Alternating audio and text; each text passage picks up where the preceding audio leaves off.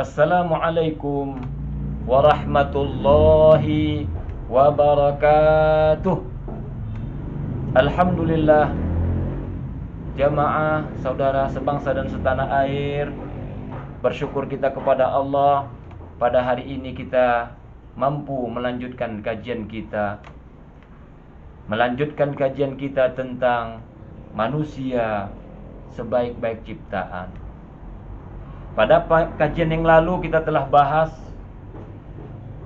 kemuliaan manusia diperlengkapi oleh Allah dengan dimensi-dimensi yang kita telah bahas yang lalu. Tetapi ketika dimensi itu tidak mampu digunakan manusia, karena manusia hidup di bumi Allah ini yang penuh dengan darul bala, penuh dengan tempatnya ujian dan cobaan, yang diumpamakan orang mengarungi bahtera kehidupan yang penuh dengan ombak-ombak, riak-riak ombak, atau kerikil-kerikil dalam kehidupan. Kenapa? Karena nikmat yang diberikan Allah Subhanahu wa ta'ala. Kemuliaan manusia yang diberikan Allah tersebut, jamaah rahimakumullah, itulah yang Allah suruh manusia untuk mempertahankan, sebagaimana hadis Rasulullah SAW dalam hadis kursi, Inni khalaqtu ibadi hunafa. Sesungguhnya aku telah ciptakan hamba-hambaku dalam keadaan lurus. Itulah dia, manusia membawa fitrah. Tapi Allah memberi manusia hidup di dunia dengan berbagai macam kenikmatan. Nikmat tersebut, kata Allah di dalam surah Al-Imran, surah ketiga ayat 14.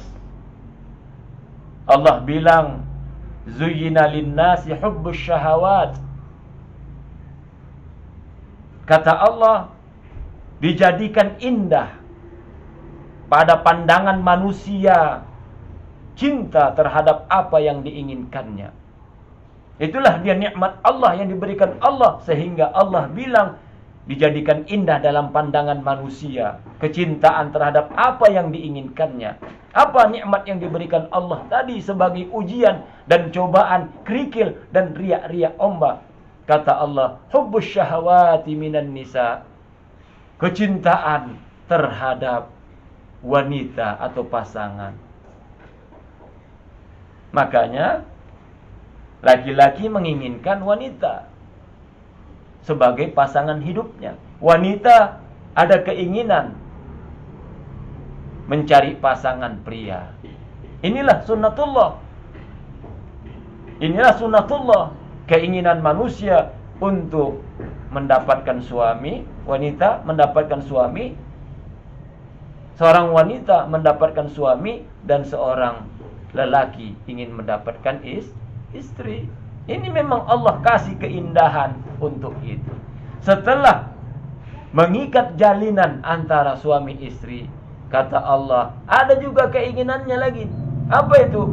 Yang kedua, wal banin, keindahan untuk mencintai yang namanya anak. Pasti orang yang telah melakukan pernikahan pasti ingin punya anak. Setelah menikah, setelah punya anak, ada lagi keinginan manusia yang lain, dikasih Allah nikmat tadi. Itulah kata Allah yang ketiga, wal qanatiril muqantarati. Wal qanatiril muqantara. Apa itu? Harta benda yang bertumpuk dan melimpah ruah. Apa itu? Inilah keinginan manusia untuk mencari dan menumpuk-numpuk harta benda. Apa kata Allah yang ketiga, harta benda yang menumpuk tadi? Wal qanatiril muqantarati minadz zahab, emas.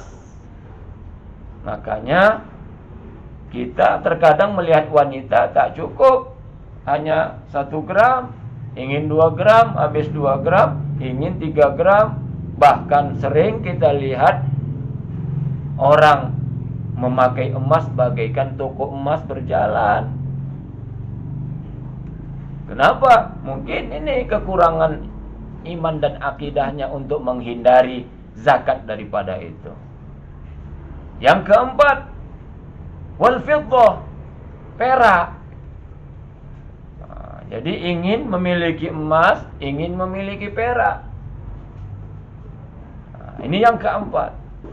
Yang pertama, wanita, pasangan hidup. Yang kedua, anak. Yang ketiga, harta benda berupa emas dan perak. Yang kelima, kata Allah, wal khailil musawwamah, kuda pilihan. Itu pada zaman Rasulullah kuda pilihan. Sekarang kudanya sudah diganti dengan mesin. Apa itu? Awalnya ingin punya motor. Sudah punya motor, ingin punya mobil. Awalnya bisa beli mobil Hijet 1000. Kemudian ingin punya mobil Kijang. Setelah Kijang biasa, ingin Kijang kapsul. Setelah Kijang kapsul, ingin lagi yang lebih tinggi, Fortune. Ingin lagi Alphard, ingin lagi Ferrari, ingin lagi Rolls Royce, dan semuanya keinginan manusia dengan khailil musawwamah, kuda pilihan. Itulah dia kendaraan pada saat ini. Yang keenam, nikmat yang diberikan Allah kepada manusia yang manusia cinta untuk memilikinya. Wal an'am, binatang ternak.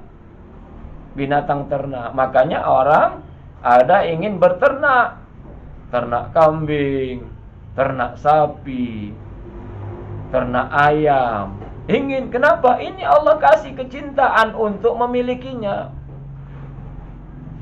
Yang ketujuh terakhir adalah wal harth.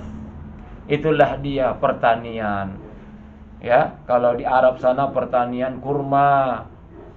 Ya, kalau di Sumatera itulah dia.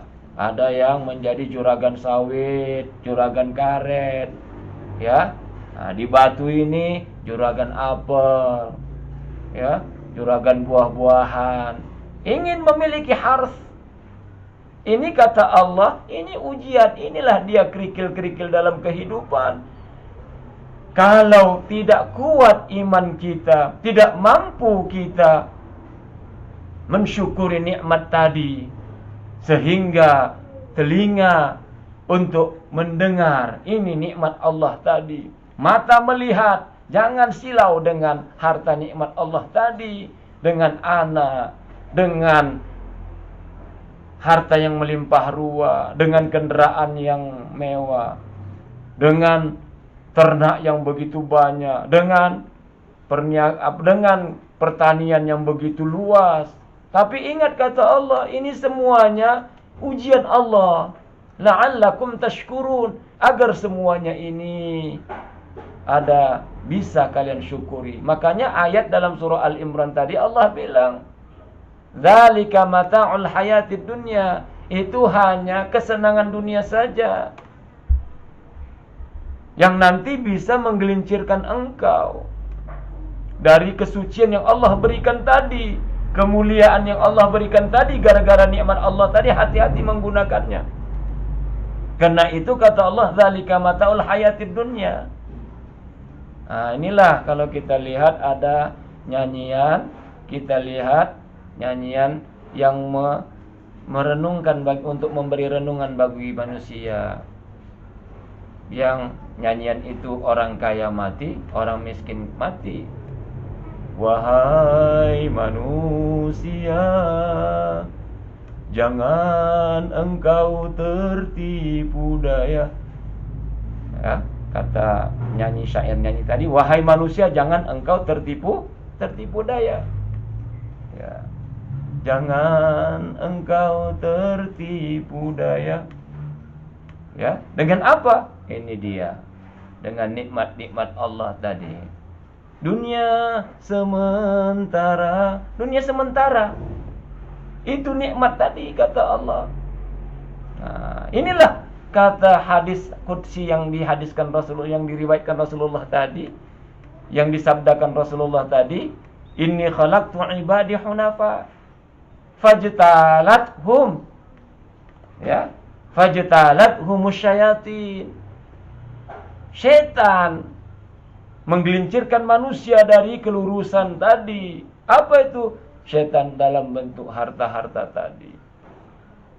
Sehingga harta tidak bisa disyukuri oleh manusia, sehingga manusia menjadikan harta sebagai Tuhannya.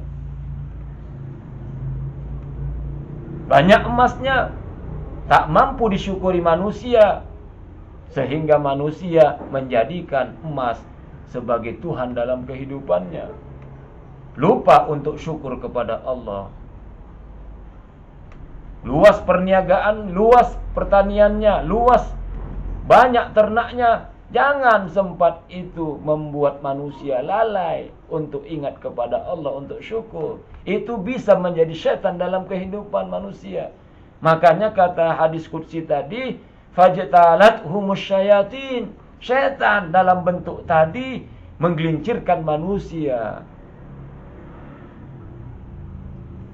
Amarathum ayyusyriku bi.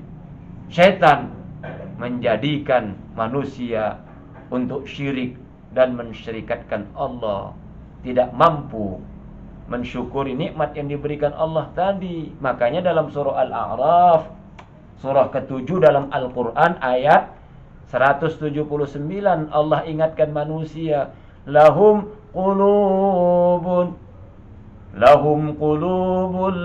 yafqahuna biha. Mereka, kata Allah, kukasih hati dan dimensi dengan agamanya untuk menyaring dan memfilter yang benar itu dikerjakan, nikmat untuk disyukuri, tapi tak mampu, kata Allah, memfilter. Kenapa? Karena sudah hawa nafsunya begitu tinggi dan memuncak, sehingga nikmat Allah tadi menjadikan dia kufur kepada nikmat Allah. Walahum a'yunun la yubsiruna biha. Kata Allah, ku kasih mata untuk bisa dengan penglihatan itu melihat kebenaran. Nikmat bisa dijadikan untuk syukur kepada Allah, tapi tak difungsikan oleh manusia, sehingga nikmat yang melimpah ruah dipakai manusia untuk hura-hura, untuk maksiat kepada Allah. Pergi ke diskotik, mobil membawa dia untuk ke diskotik, untuk maksiat kepada Allah. Walahum adhanun la yasma'una biha, kata Allah. Mereka dikasih Allah telinga dengan dimensi pendengaran, gak bisa mendengar kebenaran ayat-ayat Allah. Dengan nikmat tadi membawa manusia untuk syukur kepada Allah. Makanya Allah bilang, ulaika kal an'am. Ketika dimensi-dimensi yang Allah tuntut untuk mampu mempertahankan kemuliaan manusia, tapi tak dimanfaatkan manusia.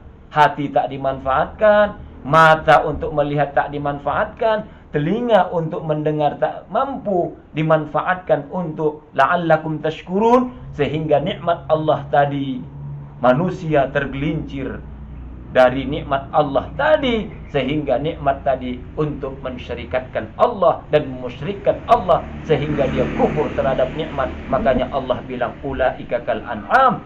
Manusia ketika tak mampu menikmati nikmat Allah untuk kesyukurannya, dimensi tadi tak digunakan untuk mampu mensyukuri nikmat Allah, maka manusia turun derajatnya dari sebaik-baik ciptaan menjadi kal an'am. Mereka itu bagaikan hewan dan binatang. Kata Allah, balhum adhal.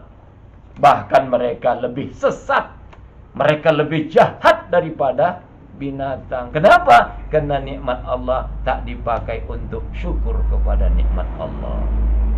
Dimensi-dimensi tak digunakan untuk sesuai dengan fungsinya.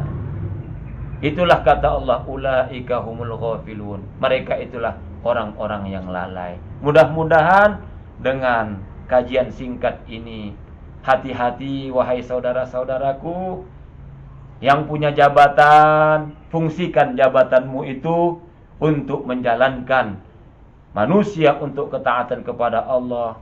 Engkau punya kekuasaan, jadikan kekuasaanmu itu untuk bisa mentaati Allah. Kau buat para wahai gubernur-gubernur, wahai presiden, wahai menteri-menteri, gunakan ya peraturan-peraturanmu itu untuk manusia menjalankan syariat Allah. Wahai saudara-saudara seiman, saudara-saudara sebangsa dan setanah air, Allah beri kenikmatan yang luar biasa. Engkau punya peternakan, engkau punya bisnis, engkau punya pertanian yang luar biasa, engkau punya harta, engkau punya rumah di mana-mana.